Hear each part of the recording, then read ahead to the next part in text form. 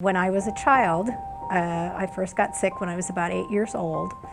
And finally, after a year and a half of my mother taking me from doctor to doctor, finally hooked up with a pediatrician who was 2 months out of medical school. And I saw him a couple of times. And he says, I studied this disease one day in school. It's very rare for a child to have it, but I think she has lupus. At this age of 18, I switched to a rheumatologist down at St. Luke's Hospital who specialized in lupus. And even at that point, going off to college, I went off to Kansas University because it was close by, because once a month I came home to see the doctor to make sure everything was going well. And then all of a sudden in 1986, even though I was being watched very closely, in October that year I was really starting to have problems. And so I was in St. Luke's on Halloween in 1986, and they had done lab work, and they said, we don't understand what's going on, but your kidneys aren't working. And so tomorrow morning, until we can figure out what's going on, we're going to have to hook you up to a dialysis machine. And so for the next month I stayed in the hospital, and 3 times a week they took me down for a hemodialysis treatment. And at the end of the month they checked my kidneys again and saw that there was still no function. And so that's when they declared that I had kidney failure.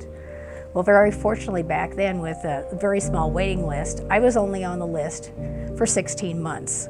And what I remember is the next morning when I woke up. And that was the most incredible morning of my entire life. And I will never forget it. Because when I woke up, I felt so good. There was an energy force that ran from my head all the way down to my toes, because I had that one good kidney working inside of me again. And I have felt that way ever since, that once you have whatever the organ is that you receive, once you get that and it's working well, you do feel so much better than you did before.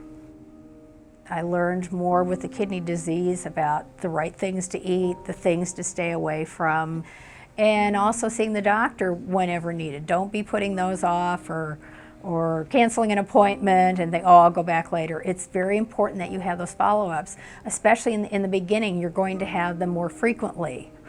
That's an important thing as you go on your journey, is to continue to try to learn as much about what you're working with in your particular case as a patient, and your family members to be supportive of you in that you learn as much about your kidney disease and how you can help yourself each day feel better and do better.